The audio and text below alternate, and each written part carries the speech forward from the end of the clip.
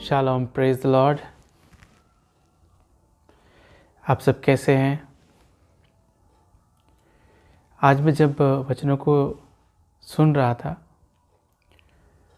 तो मैंने कुछ ऐसे भेद को जो प्रभु ने मुझ पर प्रकट किया वो मैं आपके साथ बांटना चाहता हूँ। जैसे प्रभु ने मुझे आशीषित किया वैसे आप भी आशीषित हो जाएं।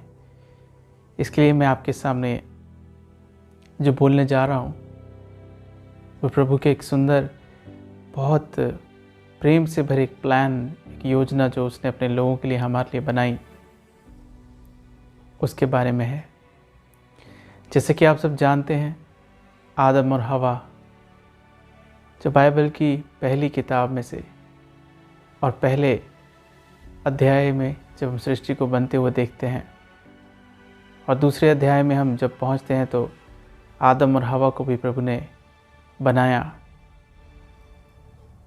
वहाँ पे हम एक बात देखते हैं कि परमेश्वर ने जब आदम को बनाया तो उसने उसे मिट्टी से गढ़ा और अपने स्वरूप में गढ़ा, और जब बनाने के बाद उसमें सांस फूंके उसे ज़िंदा किया, उसके बाद परमेश्वर ने देखा कि वो अकेला है। परमेश्वर ने उसे गहरी नींद सुलाया और उसकी पसली में से औरत को बनाया। प्रिय भाई बहनों, मैं आपसे कहना चाहता हूँ कि परमेश्वर ने कितना सुंदर कार्य यहाँ पे सृष्टि के प्रारंभ में किया। किसने हवा को नहीं, आदम को मिट्टी से बनाया। आपने वचनों में पढ़ा होगा, प्रभु यीशु ने बीज का दृष्टांत दिया, फसल का दृष्टांत दिया, और बहुत जगह वचनों में हम पढ़ते हैं कि फसल के बारे में कहा जाता है, क्योंकि फसल भी मिट्टी में से उपजाई जाती है।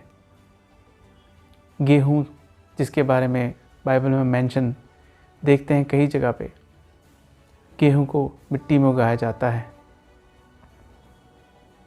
और हवा को मिट्टी से नहीं बनाया लेकिन आदम को मिट्टी से बनाया परमेश्वर ने। तो हम यहाँ पे ये देखते हैं कि आदम ने जब पाप किया और हवा ने जब पाप किया तो मृत्यु उन दोनों में राज्य कर रही थी, क्योंकि उन्होंने पाप किया था। पाप के कारण से उनमें मृत्यु है और उनके कारण से सब इंसानों में मृत्यु राज करने लगी। ऐसा हम वचनों में पढ़ते हैं, आप पढ़ सकते हैं। लेकिन प्रभु यीशु ने कहा कि मुझे कोई नहीं मार सकता, मेरे खुद के प्राण में लेने के लिए मेरे हाथ में, मेरी मर्ज़ी से मैं अपने प्राण ले भी सकता हूँ और दे भी सकता हूँ। प्रभु यीशु ने ये वचन जो कहे थे, किस आधार पर कहे थे? आप इस बात को जानते, जब प्रभु यीशु का जन्म हुआ तो स्वर्गदूत ने, जो इंग्लिश में गैब्रियल और हिंदी में जब्राइल बोलते हैं, गैब्रियल ने आके संदेश दिया। उस वचन को मरियम ने ग्रहण किया। याद रखिए, वचन को ग्रहण किया, क्योंकि हम वचन यूहन्ना 1 में जब पढ़ते हैं वहाँ पे यही लिखा, आदि में शब्द था। वो वचन आप जानते हैं। जो बहन भाई नहीं जानते वो पढ़ सकते हैं यूहन्ना 1। तो हम देखते हैं कि मरियम ने वचन को ग्रहण किया और वो गर्भवती हुई और उन्होंने यीशु को जन्म दिया। लेकिन वो वचन जो था वो बीज था, और वह बीज मरियम की कोख में, यानी कि जिस तरह से धरती में बीज बोया जाता है उस तरह से मरियम की कोख में बोया गया, और प्रभु यीशु संसार में आए। और वो वचन परमेश्वर की ओर से आया था। उस वचन का परमेश्वर की ओर से आने के कारण मृत्यु प्रभु यीशु पर राज्य कभी नहीं कर सकती थी।